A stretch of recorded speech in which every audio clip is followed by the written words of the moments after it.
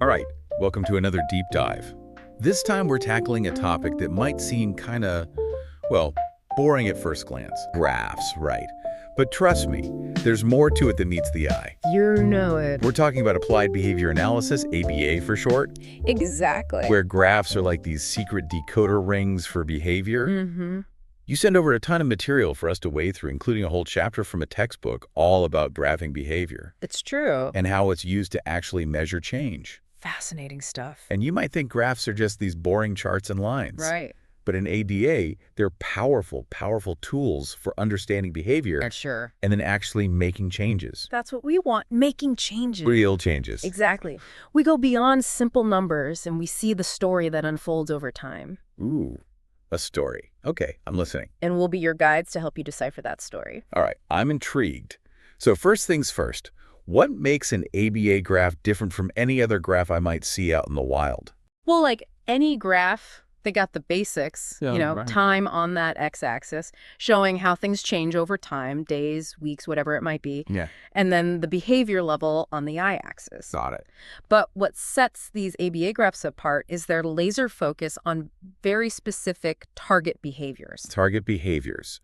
So not just, anything someone does, but something you're really zeroing in on. Exactly. It's got to be observable, right? Okay, Measurable. I like it.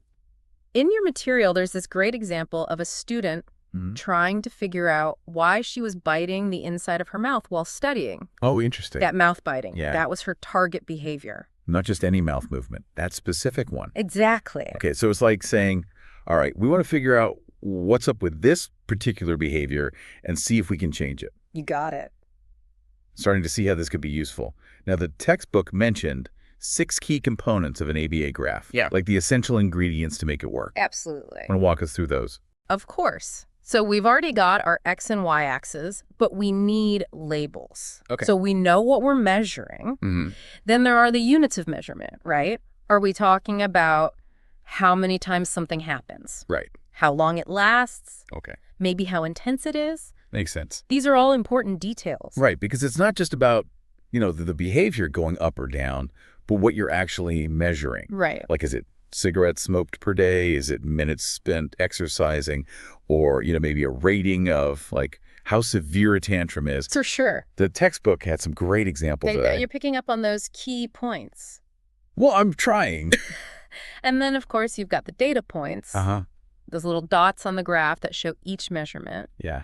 And then to show when something changes in a person's environment, like they start a new treatment or something. Okay. We use vertical lines called phase lines. So that's like a visual marker saying, hey, something shifted here. And those phase lines would also have labels too, right? To tell you what each part of the graph is showing. Precisely. It all comes together to tell you what's happening over time. This is where I think the power of visuals really comes in. Oh, absolutely. Because you can actually see the behavior change. You can see it. Which, just staring at numbers in a spreadsheet, you don't get that same effect. Totally agree. You know what I mean? Absolutely. And there are 3 key things to look for when you're analyzing that beautiful data. Okay, lay it on me. Level, trend, and variability. Okay, break those down. What makes those 3 things so important? So level is simply how high or low the data points are, right? Okay. Giving you a sense of how much of that behavior is happening. Mm-hmm. Trend tells you if the behavior is increasing, decreasing, or staying the same. So is it trending upwards, downwards, or just flatlining? You got it. Gotcha. And then variability, that shows you how much the data points are jumping around. So if there's a lot of variability, could mean there are other factors influencing the behavior that you need to figure out. Exactly. It's like, stock market charts. Sometimes they're steady, sometimes they're all over the place. That's a great analogy. So those fluctuations, they can tell us a lot. A lot. So we're not just tracking behavior for fun here. We're trying to figure out what's driving it. Yep, absolutely. And whether any interventions we're trying are actually making a difference. Exactly. That leads us to the next level of understanding. Ooh, I like levels. How these graphs are used, Okay. not just to track behavior, but to see if a specific intervention is actually causing change. Yes, the tricky world of causation. That's right. Because it's one thing to notice, like, let's say someone's fingernail biting decreased Okay. around the same time they started using a stress ball. Mm-hmm. But how do we know it was the stress ball that actually caused that decrease? Right. Not just a coincidence. That's a good question. Right. Correlation, causation, all that good stuff. That's where research designs come into play in ABA. Okay, research designs. Lay it on me. It allows us to test those connections more rigorously. Sounds a little intimidating, but I'm ready. The basic idea is they involve intentionally manipulating something, what we call the independent variable, to see if it has a predictable effect on the behavior, which is the dependent variable. Got it. You with me? I'm with you. All right, so in that fingernail biting example, the stress ball would be that independent variable. The thing you're changing. Exactly. Yeah. And the amount of biting would be your dependent variable. The thing you're measuring. That's right. Okay, I'm following. And to be extra sure, it's that stress ball that's causing the change. Yeah. And not just some random coincidence. Right. Researchers use a concept called replication. Okay. They're going to repeat that intervention multiple times to rule out flukes or, other factors that might be messing with the results. Okay, so it's like testing a new recipe. You don't just make it once and assume it always turns out perfectly. You try it again and again and again to be sure. Exactly. So replication, that helps build confidence in the findings. Absolutely.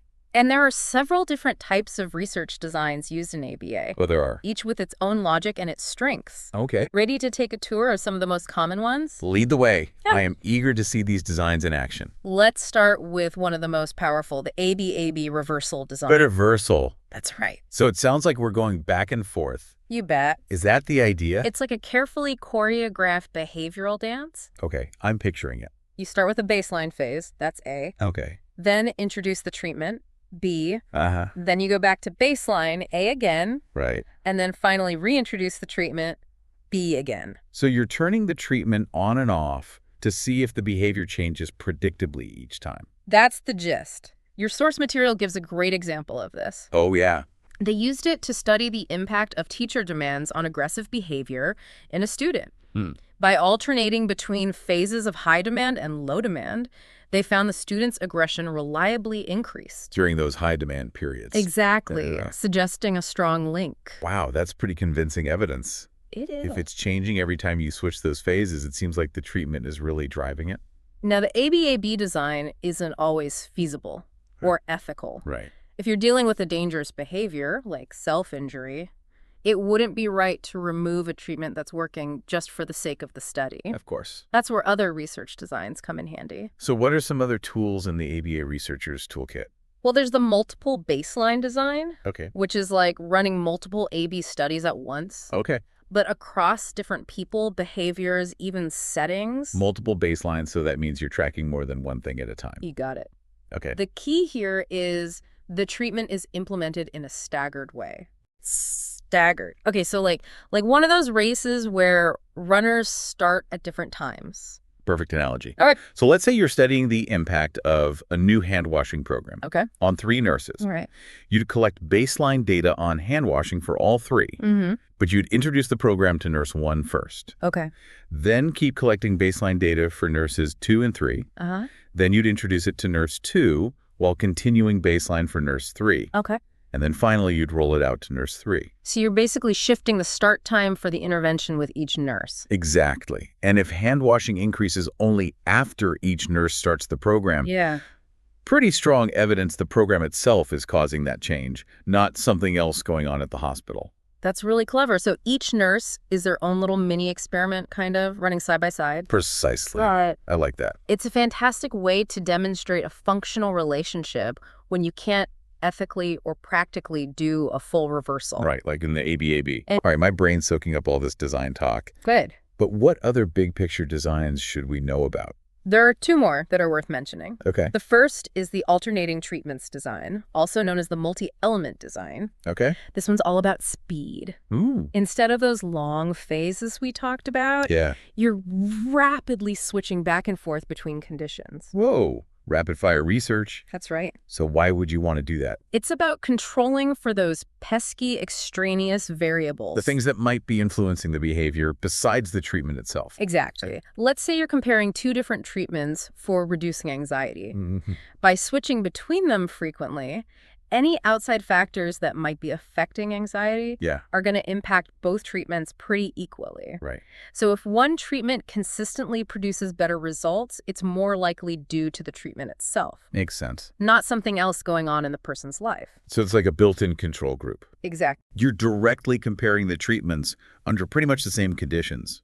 The textbook uses a fascinating example of this design. Oh, yeah. It was used to study the impact of violent cartoons on aggression in preschoolers. Interesting. They alternated days of watching violent versus nonviolent cartoons, Wow. and they found a clear pattern of more aggression on the violent cartoon days. Oh, wow. Yeah. That's wild. So, So I'm starting to get a sense of how these different research designs each have their strengths and weaknesses, absolutely. depending on the situation. Yeah. What was that last design you mentioned? The final one we'll cover is the changing criterion design. Okay. This one's all about gradual change. Right. Typically, you have a baseline phase followed by a treatment phase, but during treatment, you keep raising the bar for what you consider success.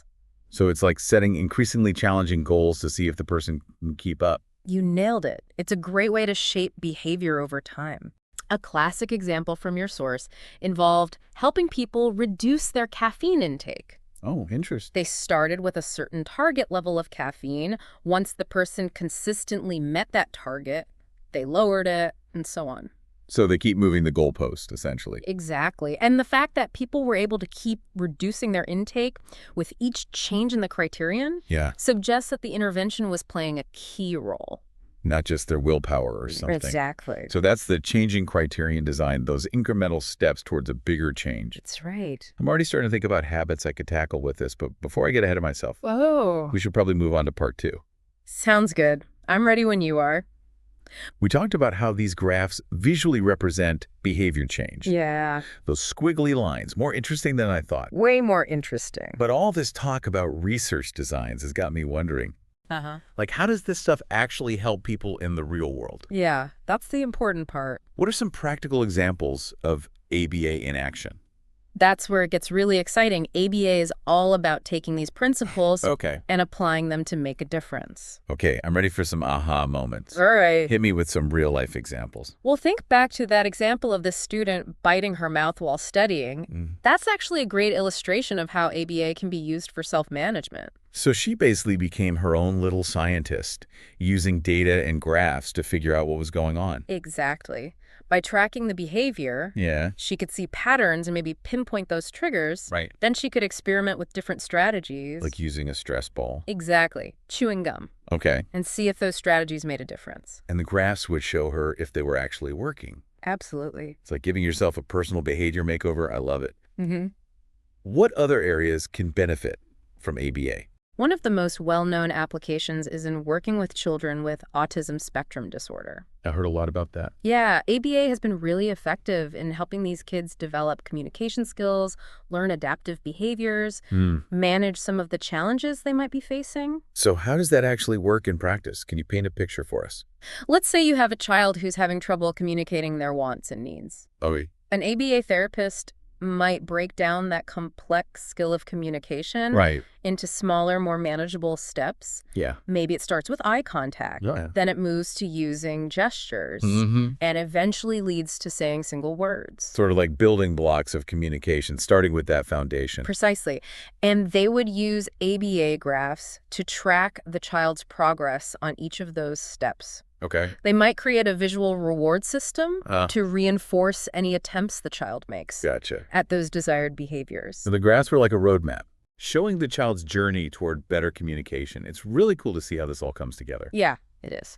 Okay, so we've got self-management, Mm-hmm. autism. Where else is ABA being used? It's being used in schools Okay. to improve classroom management, Mm-hmm. create effective learning environments, and support students with diverse needs. Makes sense. A lot of what ABA is about is understanding behavior and how to shape it. Exactly. And those principles can be applied in so many settings. Like where? Workplaces to Was it? increase productivity, healthcare Why? to promote healthy habits, Wow, even animal training. even animal training. ABA really is versatile. It is.